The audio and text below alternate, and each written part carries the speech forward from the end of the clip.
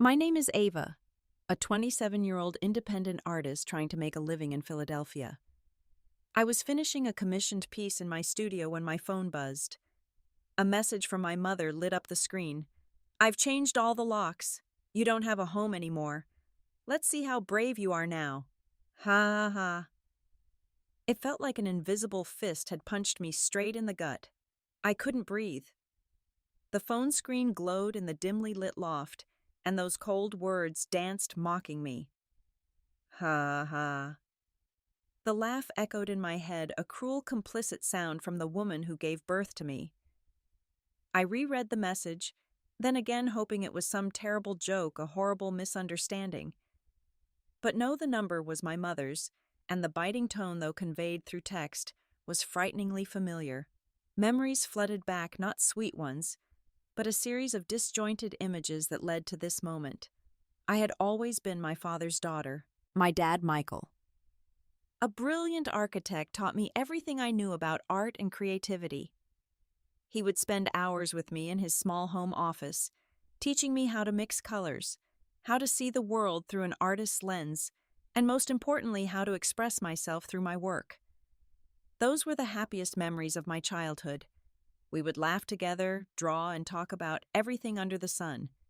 He always believed in me, always said I had a special gift that needed to be shared with the world.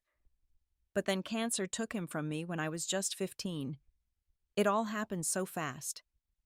1 month he was healthy, the next, he was diagnosed with stage 4 pancreatic cancer, and just 3 months later he was gone.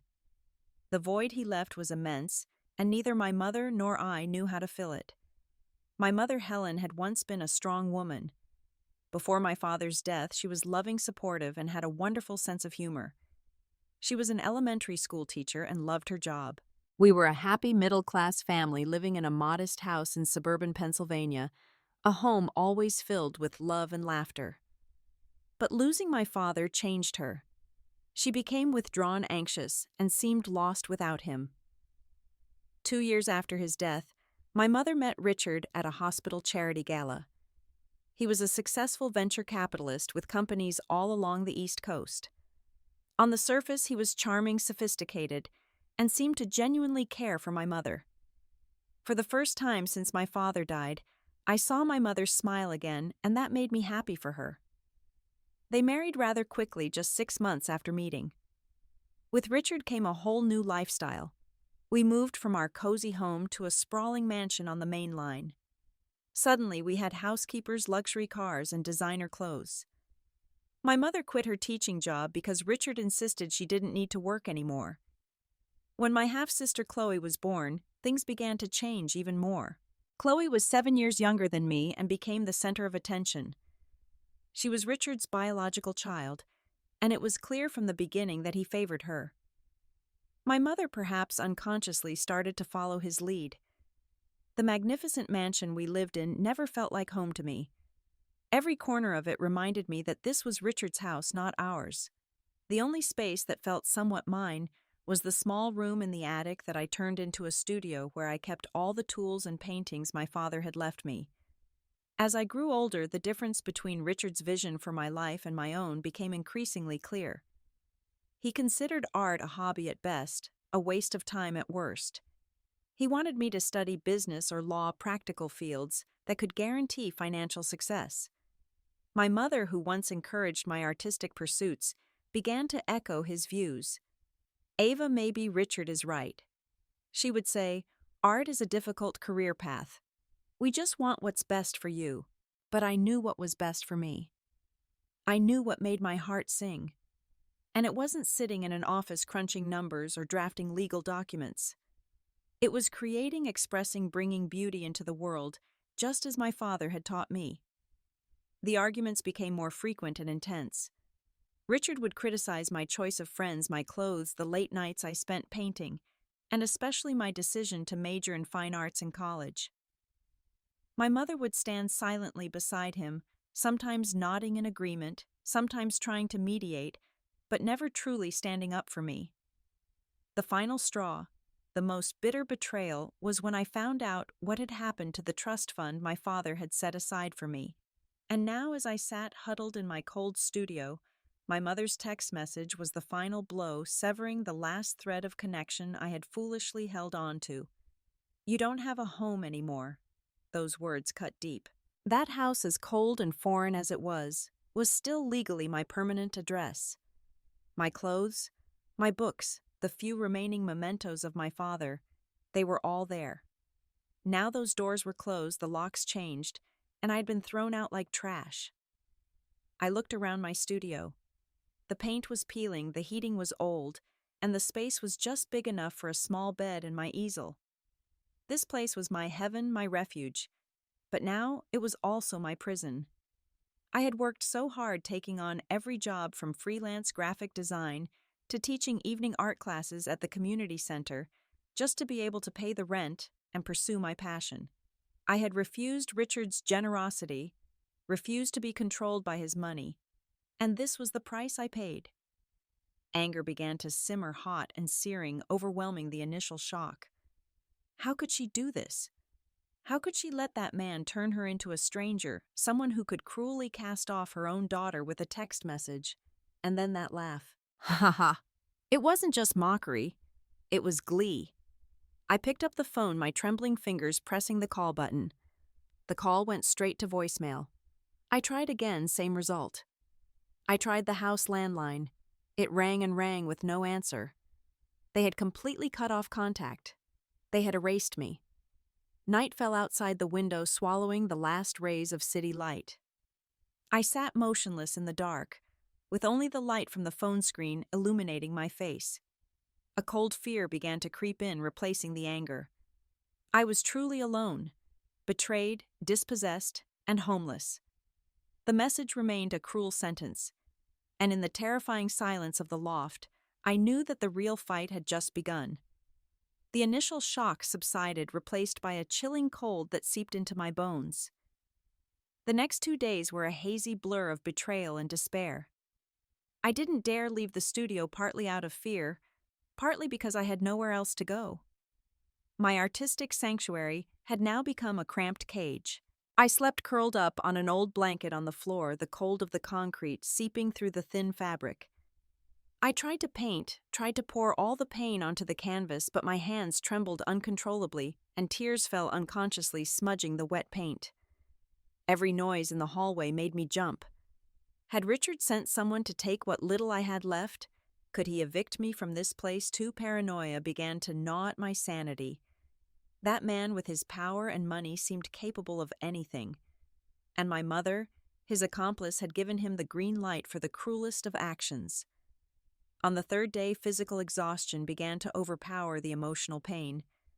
Hunger gnawed at my stomach, and I knew I couldn't hide in here forever.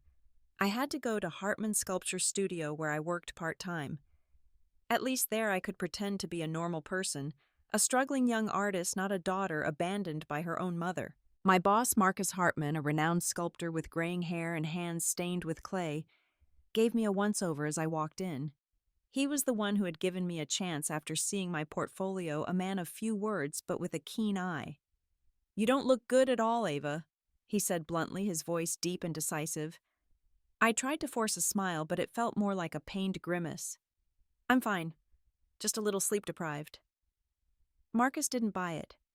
He wiped his hands on his leather apron, crossed his arms, and looked at me with a mixture of sternness and concern. "I've been in this business long enough to recognize a troubled soul when I see one. Whatever is going on, remember that art is an escape, but it's not a solution. If you need help, don't hesitate to speak up." His kind words almost made me break down right there. It was the first genuine concern I had received in days. I just nodded, unable to trust my voice, and hurried to my workstation, a small corner where I was responsible for preparing materials and maintaining tools. Marcus's words, "You have a fire inside you, Ava. Don't let anyone extinguish it," echoed in my mind, a painful contrast to my mother's cold ha-ha. Throughout the day, I worked like a machine, trying to use physical fatigue to drown out the chaotic thoughts in my head. But when I returned to the empty loft in the evening, the loneliness and despair hit again more intensely than ever. I sat down on the floor, leaning against the cold wall, and for the first time in years, I felt truly defeated. Richard was right. The real world was not kind to dreamers. And when I failed, they were not there to save me. They were the ones who pushed me into the abyss. Just as I was sinking into the depths of self-pity, a small ping came from my phone. I had been ignoring it all day, not wanting to see anything that might be related to my family. But curiosity, or perhaps a final foolish glimmer of hope, urged me to pick it up. It wasn't a text message. It was an email. The sender was a name I hadn't seen in years. Daniel Peterson, family law attorney. He was my father's lawyer, the one who handled the will and estate matters after he passed away. I had assumed my mother and Richard had hired a different team of lawyers, ones more suited to their high society circles. The subject line was in all caps, making my heart skip a beat. Urgent regarding family matter. My hand trembled as I opened the email. The content was even more brief and ominous than the subject line. Dear Ms. Ava Winston, I need to speak with you immediately about an extremely urgent matter concerning your mother and Mr. Richard Sterling. This is not something that can be discussed over email. We have a problem. Please call immediately. Sincerely, Daniel Peterson. I read the email 3 times. We have a problem. Not, your mother has a problem, or Richard has a problem, but we. That pronoun included me in a mess I knew nothing about. My first instinct was suspicion. Was this another one of Richard's traps? Maybe he had forced the family's old lawyer to do this some way to lure me out, to accuse me of something to complete my destruction. But Daniel Peterson was a man of integrity. My father had trusted him completely. Could Richard manipulate even someone like him? Extremely urgent matter. The phrase swirled in my head. What could it be? Was it related to the message my mother had sent? Was she in some kind of trouble? Despite my hatred for what she had done, a part of me couldn't stop worrying about the woman who once sang me to sleep. I stared at the screen at the mobile number provided at the end of the email. A choice lay before me.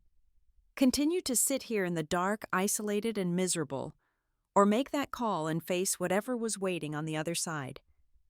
The anger and determination buried under the ashes of despair for the past 2 days began to rekindle. They had taken my home. They had taken my sense of security.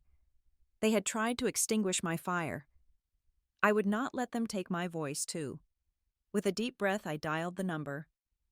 The line rang, and each ring felt like a drumbeat, heralding a new, unpredictable chapter of my life about to begin. The phone only rang twice before someone picked up. Peterson Law Office, Daniel speaking. The familiar voice, deep, steady, and a little dry of the man I hadn't seen in nearly a decade pulled me back to reality.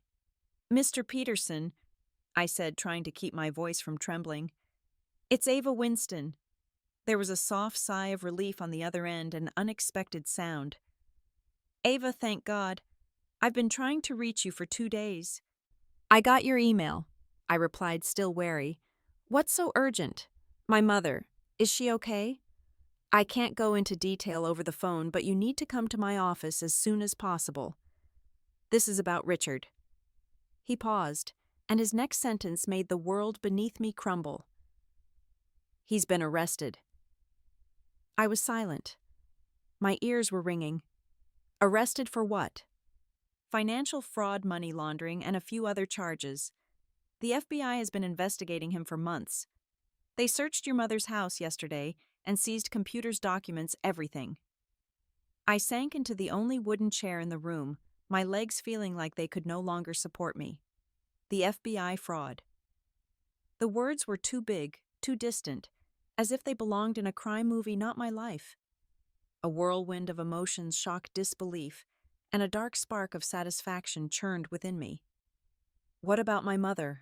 I asked quickly, a sudden surge of worry overriding my resentment. Was she arrested? No, Daniel Peterson answered. Your mother wasn't arrested, but she's being questioned as a witness or a potential accomplice. It's very complicated, Ava. I tried to process this shocking information. Richard, the man who always seemed so powerful, so untouchable, was now in the hands of the FBI. The lavish mansion I had been kicked out of was now a crime scene. But one big question still lingered. But why are you calling me?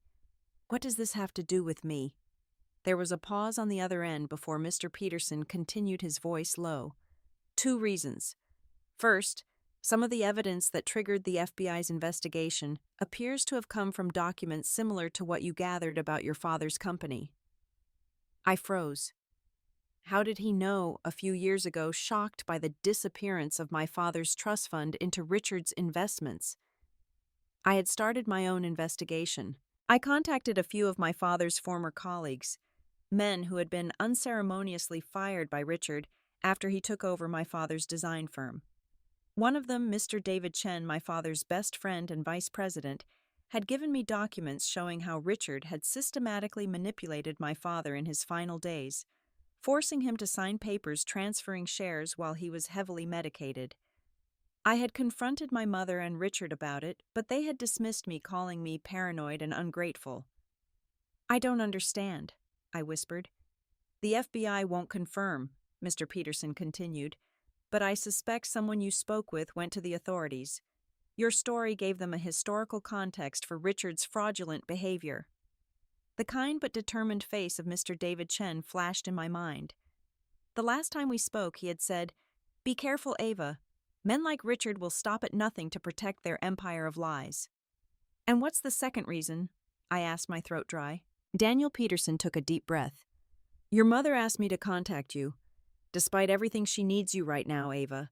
She's scared, confused, and from what I can gather, she's beginning to realize the extent of Richard's deceit."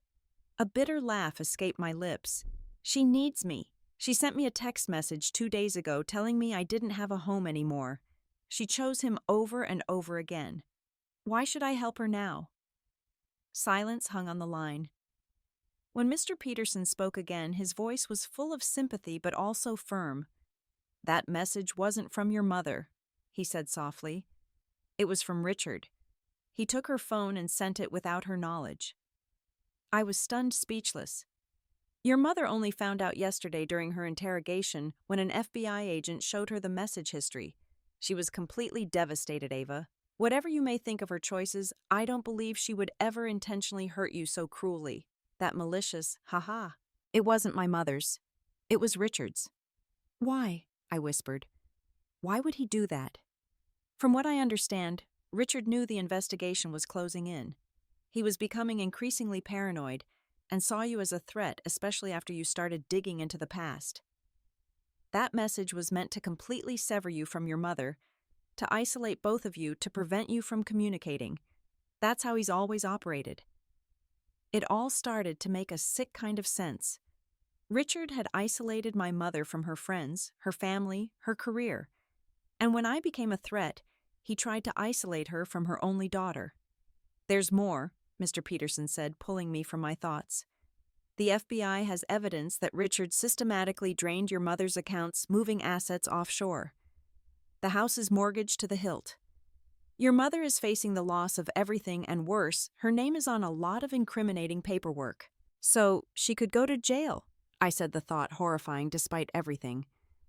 "It's a possibility," he admitted, "though I'm doing everything I can to prove she was just another victim of Richard's schemes. The fact that he used her phone to send you that threatening message actually helps build a case for a pattern of control and manipulation." I took a deep breath, the air feeling thick and hard to breathe. In 10 minutes, my world had been turned upside down. I wasn't an abandoned daughter, but a pawn in a much more dangerous game.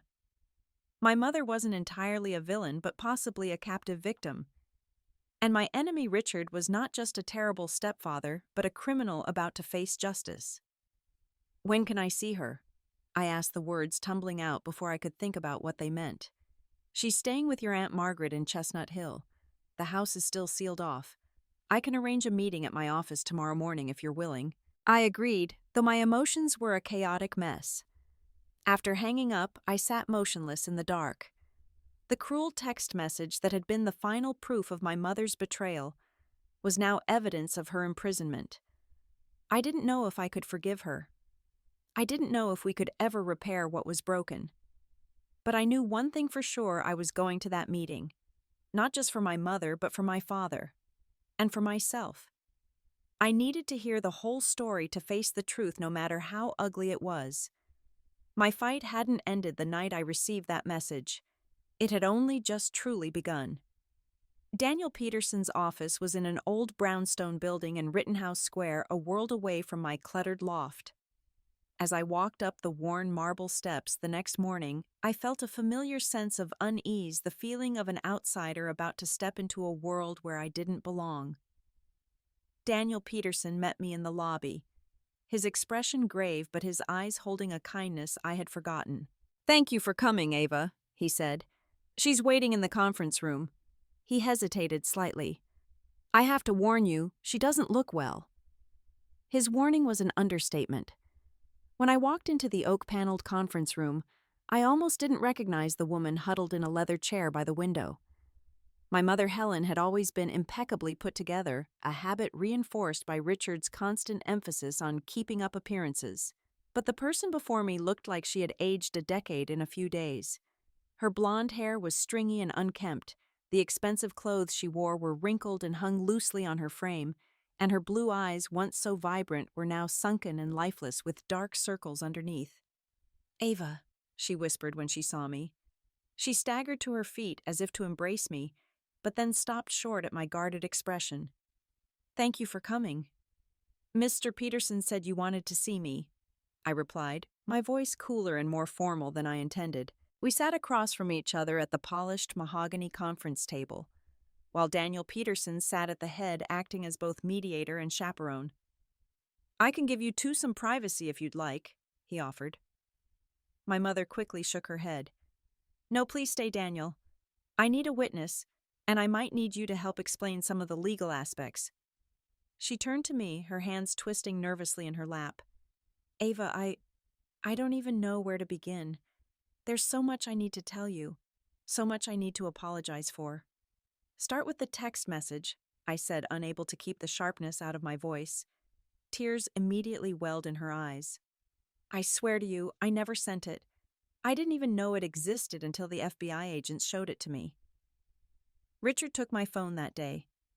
He said his was dead, and he needed to make an important call. I never could have imagined he would do something so cruel. I wanted to believe her, but years of disappointment had built a calloused shell around my heart. What about everything else?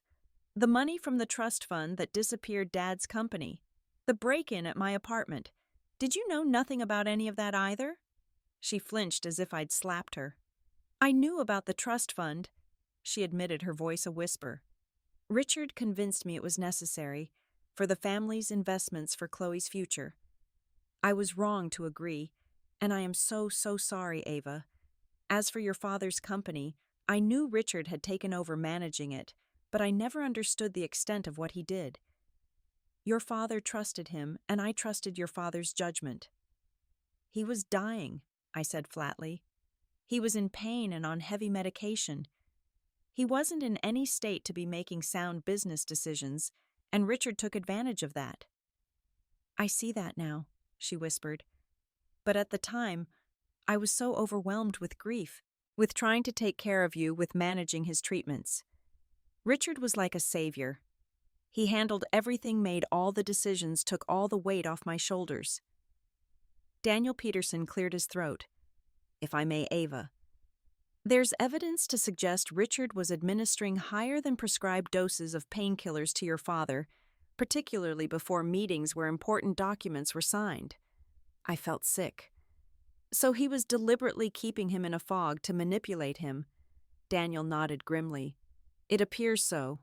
My mother let out a strangled sob. "I didn't know. I should have paid more attention. I should have asked questions. But I was so broken after losing Michael. And Richard was so confident, so reassuring. He said all the right things, made me feel safe when everything was falling apart. And the break-in at my apartment," I pressed, not letting her off the hook. "I swear I knew nothing about that," she said, looking me directly in the eyes for the first time. "When you called me afterwards, Richard was right there listening to every word.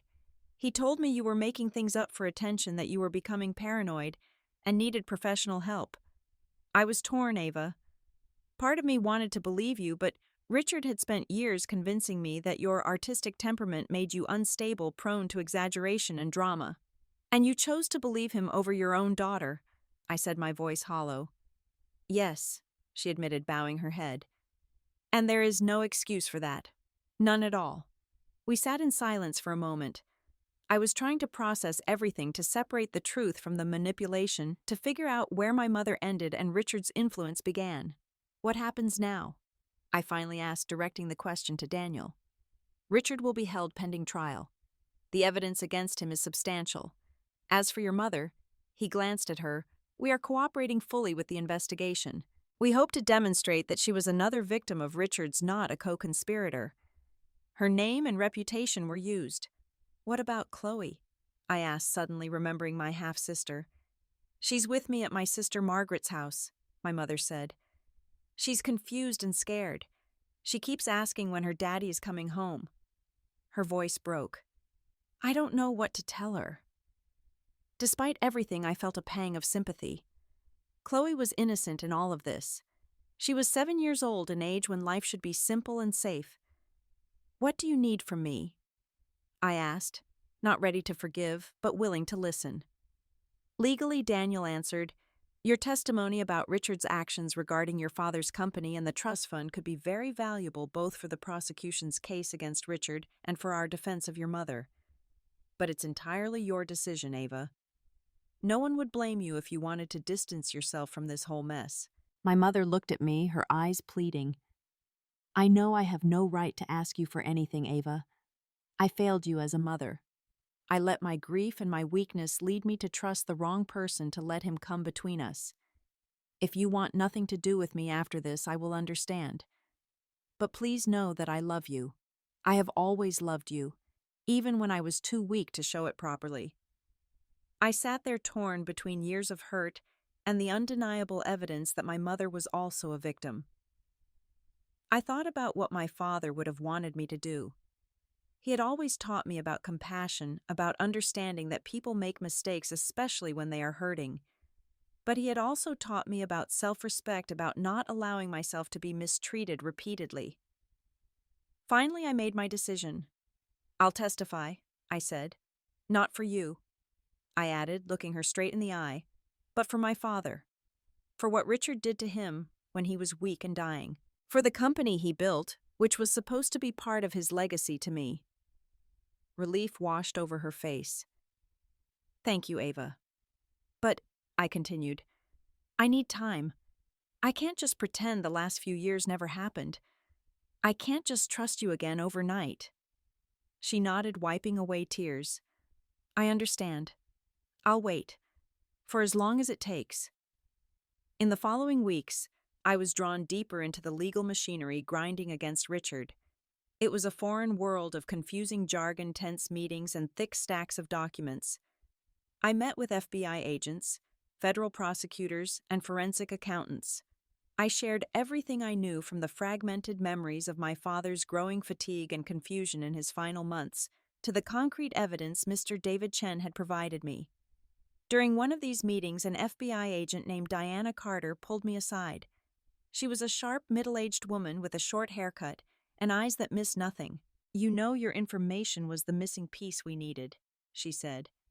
We'd been tracking Richard's financial irregularities for years, but we could never establish a pattern of fraudulent behavior beyond a reasonable doubt. Your story about what happened to your father's company, combined with the evidence provided by Mr. David Chen and others, gave us the historical context we needed. So Mr. Chen did come to you, I said, not entirely surprised. Diana nodded. After your confrontation with Richard, Mr. Chen became concerned for your safety. He'd witnessed Richard's ruthlessness and was afraid he might resort to extreme measures to silence you. He'd been hesitant to come forward earlier because of threats Richard had made against his family, but your courage inspired him to finally speak up. A complex mix of emotions rose in me. Vindication that my suspicions about Richard had been right all along, gratitude for Mr. Chen's bravery, and a strange sense of peace in knowing that my father's story would finally be told, and Richard would face the consequences. Throughout this process, I maintained a careful distance from my mother. We spoke regularly, mostly about practical matters related to the case, but occasionally we ventured into more personal territory. She told me about her therapy sessions, about her struggles to understand how she had allowed herself to be so thoroughly manipulated by Richard. The therapist says it's a form of coercive control, she explained during one of our conversations. Richard isolated me, made me financially dependent on him, gradually eroded my self-confidence, and cut me off from anyone who might have helped me see what was happening, including you, Ava. I could see the truth in it. I remembered how over the years my mother's circle of friends had shrunk until it consisted only of Richard's business associates and their wives. She had given up her teaching career, her hobbies, her independence. Her vibrant personality had been subdued, molded to fit Richard's expectations. Understanding, however, did not immediately heal the wounds of the past. Trust would have to be rebuilt slowly, one small interaction at a time. The most critical moment came at the preliminary hearing. I was called to testify about my father's company and the circumstances surrounding the changes to his will. As I entered the courtroom, I saw Richard for the first time since his arrest. He sat at the defendant's table impeccably dressed as always, but the aura of power and control that once surrounded him was gone. When he saw me, his eyes narrowed with undisguised hatred. I felt a fleeting wave of fear, a memory of all the times I had been intimidated by that very look. But then I straightened my back and met his gaze. I was no longer a child, no longer a grieving teenager who could be manipulated, no longer a young woman who could be bullied into silence. I was my father's daughter, and I was going to tell the truth. My testimony lasted nearly 2 hours. I spoke clearly and factually about what I had discovered about the fraudulent emails, the falsified financial reports, and the pattern of deception that had defined Richard's takeover of my father's company. The entire time, Richard stared at me with a cold fury. When I finished and stepped down from the witness stand, I walked past where my mother was sitting. Unplanned, I reached out and gave her hand a brief squeeze. It was a small gesture, not quite forgiveness, but an acknowledgement, a beginning. Outside the courtroom, Daniel Peterson approached me. "You did very well, Ava. Very well. The judge seemed convinced by your testimony." "What about my mother?" I asked. "Is she going to face any charges?" "It's looking less and less likely," he replied. "The prosecution seems to be accepting our argument that she was another victim, especially with the evidence of how Richard controlled her communications and finances. The fact that he impersonated her in text to you has been particularly compelling." As we were speaking, my mother emerged from the courtroom. She looked exhausted, but somehow lighter, as if a great weight had been lifted. "Ava," she said tentatively, Would you like to come visit Chloe for a bit? She's been asking about you. She misses her big sister." I had been so focused on the betrayal of my mother and Richard that I had almost forgotten the innocent child caught in the middle of it all. Chloe had done nothing wrong. She was just a kid who must be confused and scared by the sudden upheaval in her life. "Yes," I said. "I would."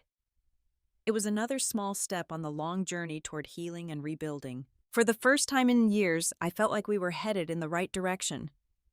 The first time I visited Aunt Margaret's house to see my mother and Chloe. The atmosphere was awkward. Aunt Margaret, my mother's sister, had always been kind to me, but we had never been particularly close. Richard had made sure of that. Her suburban home was modest but comfortable, nothing like Richard's ostentatious mansion. It was more like the homes I remembered from my childhood. Chloe was shy at first, hiding behind my mother's legs when I arrived. But within an hour, she was showing me her drawings. My mother watched our interaction with a mixture of joy and sadness in her eyes. When Chloe went to help Aunt Margaret with dinner, my mother and I had our first real private moment. "She has your father's creativity," my mother said softly, looking at the drawings. "I see it in the way she thinks. Richard never understood that about her. He already had her future planned out in business or law, just like he tried to do with you." "She's lucky," I said. "She's young enough that she probably won't remember much of this when she's older." My mother nodded. "The therapist says children are resilient, but she still has nightmares sometimes. She doesn't understand why her father is gone, why we had to leave our home." "What have you told her about Richard?" "The truth, but in a way she can understand. That her father did some bad things with money, that he broke the rules and now has to face the consequences. I realized that my mother was finally being honest, not just with Chloe, but with herself. The woman sitting across from me was no longer the one who had sided with Richard. This was someone more like the mother I remembered from my childhood, clear-eyed and straightforward. The road ahead was still long, but for the first time I could see a glimmer of light through the fog.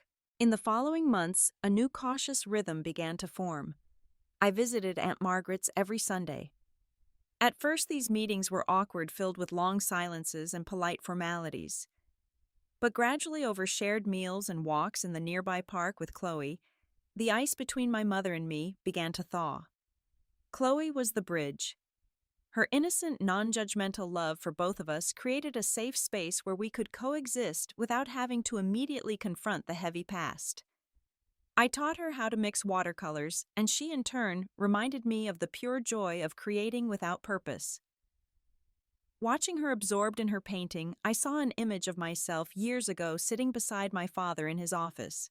One evening, about 2 months after the hearing, my mother called me. "Ava," she began, her voice a little hesitant, "could I come see your new apartment?" I had found my own place, a small but bright one-bedroom in Fishtown, not far from my studio. It was nothing fancy, but it was mine, a sanctuary I had built for myself. "Of course," I replied, a little surprised. When she arrived the next evening, she looked around with genuine interest, admiring the art on the walls, some of it mine, some by artist friends. "You've made a beautiful home, Ava," she said. "It reminds me of your father's and my first little house when we were newly married. We didn't have much, but we were so happy." She sat down at my small dining table, her hands wrapped around a mug of tea. "I've been thinking a lot about those days," she continued, "about who I was back then, before everything changed, before I lost myself. What was it about Richard?" I asked the question that had haunted me for years. "What made you change so completely for him?"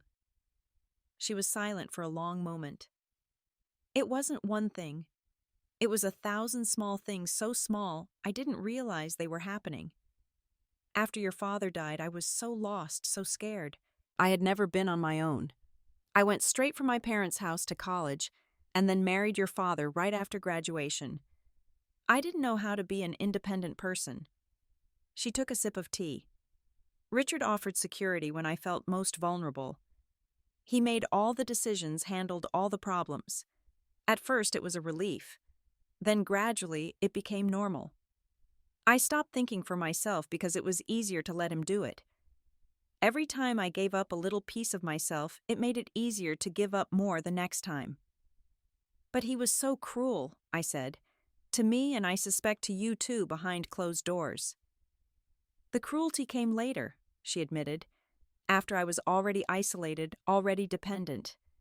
And by then it almost seemed normal. He would be harsh, then apologetic. Cold, then loving. I never knew which version of Richard I was going to get, so I was always trying to please him to avoid triggering his displeasure. That's classic emotional abuse, Mom. I know that now. But when you're in it, Ava, you can't see it clearly. It's like being in a fog where everything is distorted." "I tried to tell you," I said softly. "I know you did," she said, her eyes welling up again. "And I failed you. I chose him over you time and time again. I can't take that back, Ava. I can only tell you that I am profoundly sorry and hope that one day you can forgive me." It was the most direct apology she had given me, and I could see the genuine remorse in her eyes. "I'm trying," I said honestly. "Forgiveness is a process, not an event, but I'm trying." She reached across the table and hesitantly took my hand. "That's more than I deserve. Thank you." The most significant moment in our reconciliation came unexpectedly on the anniversary of my father's death. In previous years, I had always visited his grave alone. Richard had considered such remembrances morbid and discouraged my mother from participating. This year I was surprised when my mother called and asked if she could come with me. We met at the cemetery on a crisp autumn day, the kind of weather my father loved. We stood together before his headstone, each lost in our own memories. He would be so proud of you, Ava, my mother said softly. Not just for your art, though he always believed in your talent, but for your strength, your integrity for standing up for the truth, even when it was hard. He'd be proud of you too, I replied, for finding yourself again. She looked at me surprised. Do you really think so? I know so. Dad always said that people could change if they had the courage to face themselves honestly. You've done that. As we were about to leave, my mother stopped. I have something for you, she said, rummaging in her purse. I found it when we were clearing out the house. She handed me a small, worn leather sketchbook. I recognized it instantly. It was my father's, the one he carried with him everywhere in his last years. I thought Richard had thrown out all of his things, I said, running my fingers over the soft leather. He tried to, my mother admitted, but I managed to hide a few special items. This was one of them. I should have given it to you years ago, but Richard wouldn't have approved. I finished for her. She nodded sadly. That evening alone in my apartment, I opened the sketchbook. I flipped through the pages filled with my father's distinctive style landscapes, architectural details, quick portraits of people he met. And then near the end, a series of sketches of me as a teenager sitting at my drawing table, lost in my work. Next to one of the sketches he had written Ava, age 15, already more talented than her old man. The world will know her name one day. Tears blurred my vision. He had never stopped believing in me. I turned to the last page. It was a sketch of my mother drawn not long before he got sick. She was laughing, a radiant, unforced smile. Beneath the drawing, my father had written a single line, "My Helen, the light of my life." I stared at that inscription. Richard hadn't extinguished my fire, but he had come so close to extinguishing my mother's light. And perhaps the hardest journey wasn't my journey to forgive her, but her journey to forgive herself. Holding the sketchbook, I felt a connection to both of them, a legacy of love and art that Richard had tried to steal but could never fully destroy. The day of Richard's trial finally arrived, bringing with it a palpable tension that settled over the city. To the media, it was a sensational financial scandal, the downfall of a powerful investor. To me, it was a final judgment, a reckoning for the years of lies that had shaped my life. The evidence against him was overwhelming. In addition to my testimony and David Chen's a parade of financial experts detailed the complex web of fraud he had woven. Former employees spoke of his intimidation tactics. Even Richard's business partners, seeing which way the wind was blowing, turned on him, eager to distance themselves from his crimes. My mother was also called to the stand. I sat in the front row of the public gallery as she took her place, looking small but dignified in a simple suit. She spoke clearly about how Richard had isolated, controlled, and used her name and signature on documents she didn't understand. She admitted her own failings, her willful blindness at times, but also detailed the subtle coercion that had defined their relationship. The entire time Richard watched her with a cold hatred, the charming mask now completely gone. When it was his turn to testify, he tried to portray himself as a misunderstood businessman, the victim of jealous rivals and a vindictive stepdaughter. But his arrogance betrayed him. Under the prosecutor's cross-examination, he became defensive, then angry, revealing the true nature that had always lurked beneath the polished exterior. The verdict was no surprise guilty on all counts. The judge, citing the calculated nature of his crimes and his lack of remorse, sentenced him to 15 years in federal prison. As he was led away, Richard looked directly at me, his eyes promising retribution. But for the first time, that look held no power over me. I just felt pity. Outside the courthouse, reporters swarmed, clamoring for a comment. My mother and I slipped away quietly, leaving Daniel to handle the press. We walked together to a small nearby park and sat on a bench processing the day's events. "It's really over," my mother said, her voice a mixture of relief and a slight disorientation. "What happens now?" "One day at a time," I replied. "That's all we can do." She nodded, then said hesitantly, "Ava, I've been thinking. The house will be sold to pay off the debts." Margaret has been wonderful. But Chloe and I need our own place eventually. I was thinking of finding something small, maybe in Cambridge near your apartment, if that would be okay with you." It was a question loaded with meaning. She wasn't just asking about geographical proximity. She was asking if I wanted her in my life on a regular basis, if our reconciliation was real and lasting. "I think that would be nice," I said. "For all of us." The radiant smile that spread across her face was a reminder of the mother I remembered from my childhood before grief and manipulation had dimmed her light. It wasn't a complete return to who she was before. We had all changed too much. But it was a new beginning, a chance to build something different, but perhaps no less valuable. As we sat there, I reflected on the strange, painful journey that had brought us to this point. A journey that started with a cruel text message. A message that had seemed like the ultimate betrayal, but had actually been the catalyst for truth and eventually for healing. A year after Richard's sentencing, I stood in the middle of a small art gallery in downtown Philadelphia surrounded by my work. It was my first solo exhibition, a collection of paintings that chronicled my journey from betrayal to healing. The series was titled Reconstruction. Each piece represented a moment of breaking and rebuilding. Marcus, my mentor and friend, had helped me secure the space. He moved through the crowded room, proudly introducing me to collectors and critics. "Your work is very powerful," an older gentleman told me, studying a particularly emotional piece that depicted a house with walls made of shattered glass. "There is pain here, but also immense strength." "Thank you," I replied. "It's autobiographical in a way. Art has always been my way of processing life." As I turned away, I saw them enter, my mother and Chloe. They had promised to come, but I had been too busy greeting guests to notice their arrival.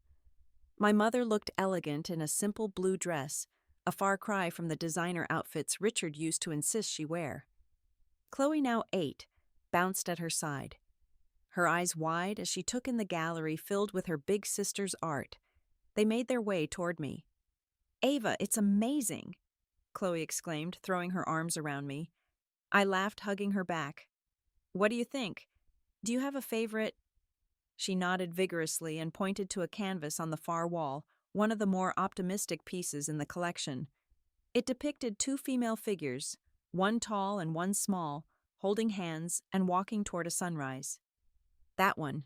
It's us, isn't it? You, me, and Mom." "It is." I confirmed, moved, that she had recognized the symbolism. My mother stepped forward, embracing me with a warmth that had once been so natural between us and was slowly returning. "I am so proud of you, Ava," she whispered. "Your father would be too." The past year had been one of rebuilding not just relationships, but lives. As planned, my mother and Chloe had moved into a modest apartment in Cambridge not far from my own. The physical proximity had slowly mended the emotional rifts. Sunday dinners were no longer awkward, but had become a comforting tradition. We talked about our days, our small triumphs, and minor setbacks, the normal conversations I had craved for years. My mother had gone back to teaching full-time, rediscovering the passion for education that had once defined her. Seeing her in front of a classroom, her face animated as she explained a concept to young students. I saw the strong, independent woman I had once admired. She was no longer Richard's shadow. She was Helen Winston once again. Chloe thrived in the new environment. She made friends, joined the school drama club, and continued to develop her artistic talents. Their apartment, though much smaller than the mansion, was filled with light and laughter. On the walls alongside Chloe's drawings were a few of my own pieces. Their home had become a true sanctuary, a place built on truth and love, not money and lies. The legal and financial fallout from Richard's crimes was messy. Most of the assets were seized or sold to pay restitution to the people he had defrauded. My mother had to file for bankruptcy, a humiliating but ultimately liberating process. She was starting over from scratch financially, but she was doing it with integrity and independence. As for me, I continued to work at Marcus's sculpture studio, but my own art was gaining recognition. This show was a milestone, a statement that I was no longer just an assistant, but an artist in my own right. The paintings were selling well, a validation of both my talent and the universal themes of resilience and renewal that had inspired my work. Most importantly, the psychological wounds had begun to heal. My mother and I continued with individual therapy and occasionally attended family therapy together. We had learned to communicate honestly to address issues directly instead of letting resentments fester. We had learned to set boundaries and respect them. My relationship with Chloe had blossomed into a genuine sisterhood. Richard remained in prison, his appeals denied. He had tried to contact my mother several times, at first alternating between manipulation threats and false remorse. With the support of her therapist and Daniel, she had maintained a firm boundary, eventually obtaining a restraining order. He was no longer a presence in our lives, though the damage he had caused would always be a part of our history. The exhibition ended with a small party for close friends and family.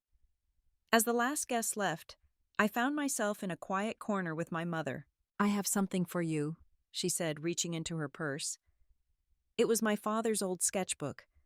I had kept it with me since the night she gave it to me, but she had borrowed it back to have one of my favorite sketches framed as a surprise.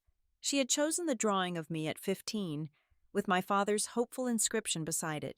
She handed me the carefully wrapped gift. "I thought he would want you to have this here tonight," she said. I unwrapped it. Seeing the sketch formally framed, my father's words preserved behind glass, brought fresh tears to my eyes. "He never stopped believing in me," I whispered. "Neither did I," my mother said softly. "Not really. Even in my worst moments, in the thickest fog of Richard's manipulation, there was always a part of me that knew who you really were. I just lost access to that part of myself for a while." Later that night, after the party was over and the gallery was empty, I stayed behind to look at my exhibition one last time before the pieces came down the next day. I thought about the nature of home, how it wasn't necessarily a physical place, but a state of being.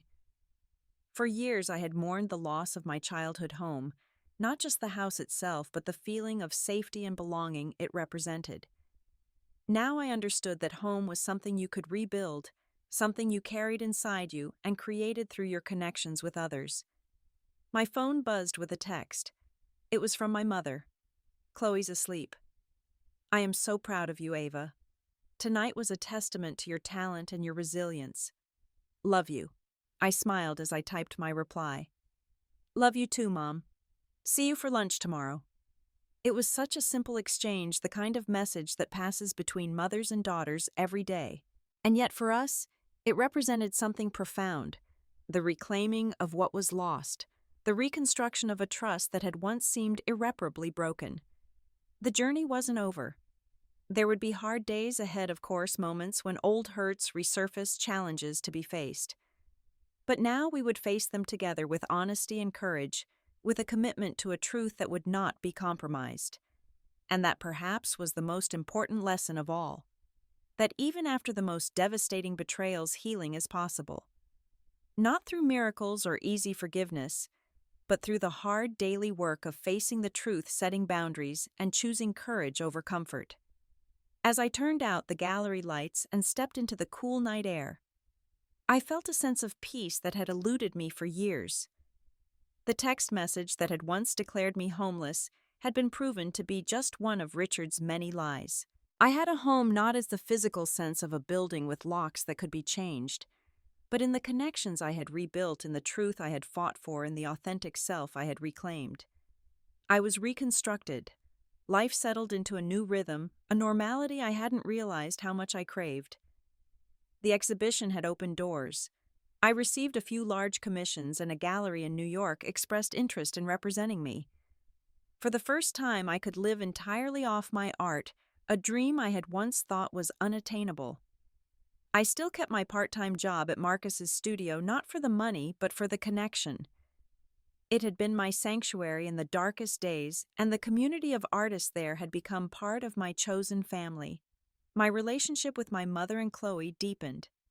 We took weekend trips to the Jersey Shore, building sandcastles and eating ice cream on the boardwalk, creating new happy memories to balance the painful ones. My mother seemed to grow younger, her laughter easier and more frequent. She began dating cautiously. A fellow teacher, a kind gentleman who seemed to appreciate her for who she was, not for what she could provide him.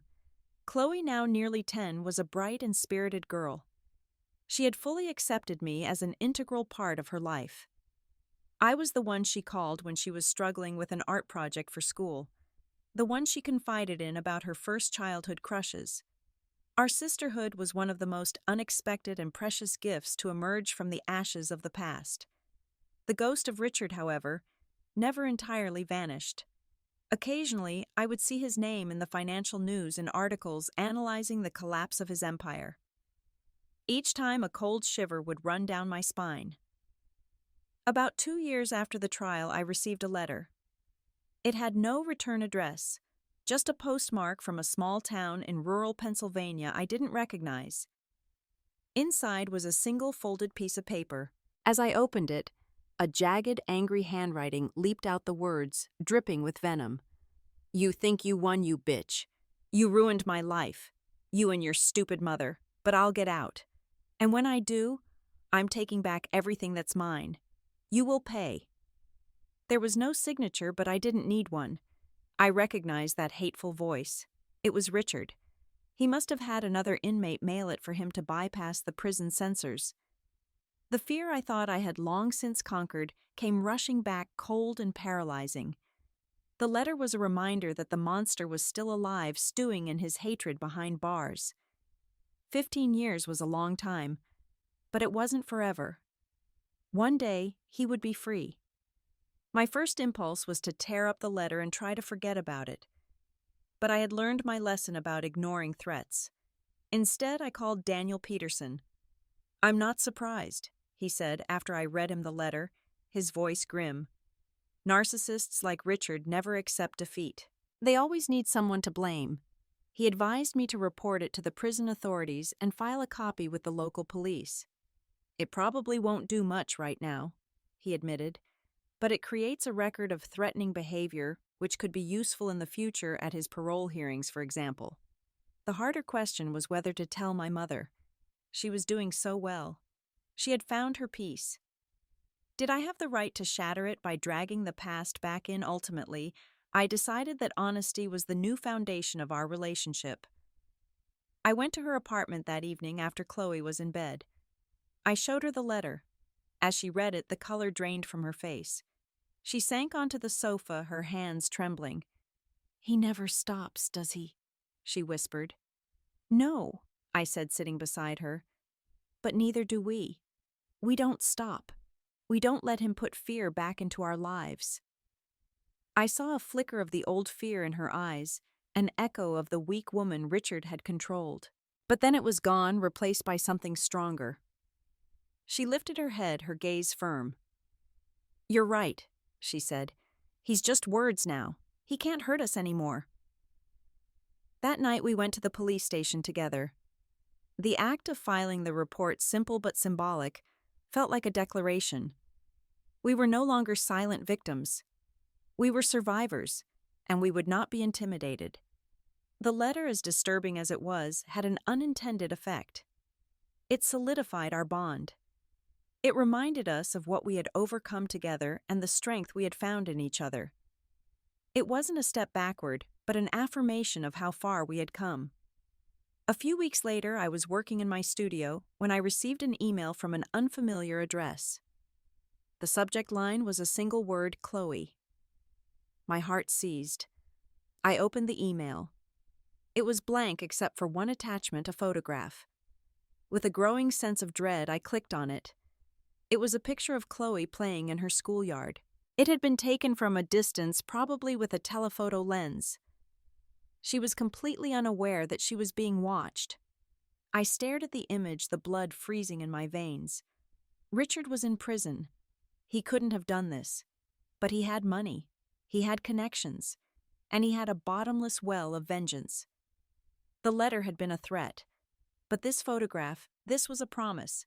Panic set in cold and sharp. I stared at Chloe's smiling, innocent face on the screen, and a wave of nausea washed over me. This wasn't just a threat directed at me. This was an attack on everything we had rebuilt, a knife aimed at the heart of our fragile family. My first instinct was to call my mother, but I stopped myself. I couldn't drop this fear on her over the phone. I needed to be with her. I saved the email, took screenshots, and bolted from my studio, my heart pounding in my chest. When I arrived at her apartment, I found her helping Chloe with an art project at the kitchen table. The peaceful, happy domestic scene made the fear in my gut twist even more painfully. I waited until Chloe had gone to her room before I showed my mother the phone. Her reaction was terrifying. All the color drained from her face. She stumbled backward, one hand flying to her mouth. Her eyes locked on the picture. "No," she whispered, a strangled sound. "No, no, no." In that moment, I saw the woman who had collapsed after my father's death, the woman who had sought safety in the arms of a monster. But this time, something was different. This time she wasn't alone. "Mom," I said, my voice steadier than I felt. "Look at me. We are not going to let him win. We are not going to let him make us afraid." She looked at me, her eyes filled with tears. "But he's watching her, Ava. He's hired someone." "I know. And we are going to the police. We are going to Daniel. We will do whatever it takes to protect her. But we will do it together." I took her hand, which was cold and trembling. "You're not alone anymore. I'm here." The words seemed to anchor her. She took a deep, shuddering breath and nodded, determination slowly replacing the terror in her eyes. We did exactly that. The first call was to Agent Diana Carter. She took the threat with the utmost seriousness. An immediate investigation was launched to trace the email. We went to Chloe's school, spoke with the principal, and put extra security measures in place. For several days, our lives were consumed by fear and vigilance. I moved in temporarily with my mother and Chloe sleeping on the living room sofa. We were a unit, a small fortress against the encroaching darkness. The breakthrough came after 3 days. Diana called me. They had traced the email. It hadn't come from a hired goon on the outside. It had come from a computer in the prison library, and the sender was a corrections officer. "He was on the take," Diana explained.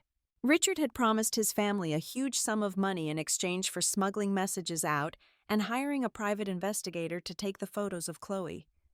He's been arrested.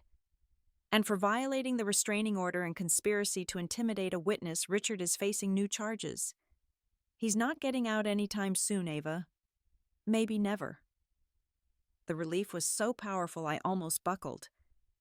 The monster had been caged, this time more securely.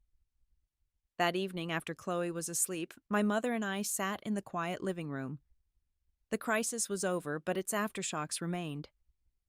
"He almost did it," my mother said quietly, staring into space.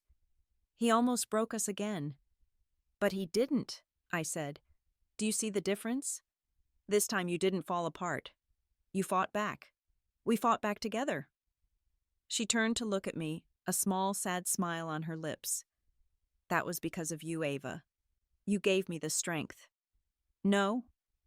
I shook my head. "You found it yourself. It was always there. I just reminded you where to look." We sat in silence for a long time. It wasn't an awkward silence, but a comfortable one, built on shared understanding and shared experience. Finally, I said, "I've been thinking a lot about home." She looked at me curious. "Dad built us a home," I continued, "a real one filled with love and safety. Richard tried to destroy it. He took away the bricks and mortar, and for a while I thought he'd succeeded. I thought our home was gone forever." I paused, choosing my words carefully. But I was wrong. He couldn't destroy the foundation. That foundation was what Dad left us: strength, compassion, a love of art, and most importantly, love for each other. And over these last few years, we've been rebuilding that house, not with bricks and mortar, but with trust and forgiveness and courage. It's a house no one can ever take from us." Tears streamed down my mother's cheeks, but this time they were tears of release, of understanding. "It's a beautiful house, sweetheart," she whispered. I reached for her hand. "And it's ours." In that moment, I knew we were truly healed. Not that the scars were gone, they would always be a part of who we were, but they no longer ached.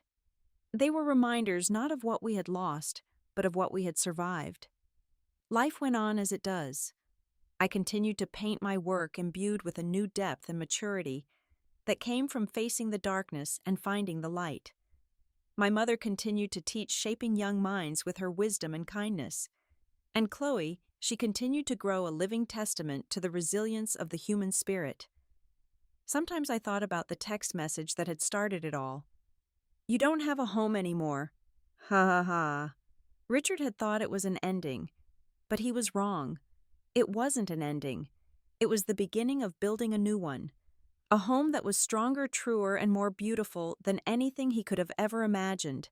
A home we had built ourselves.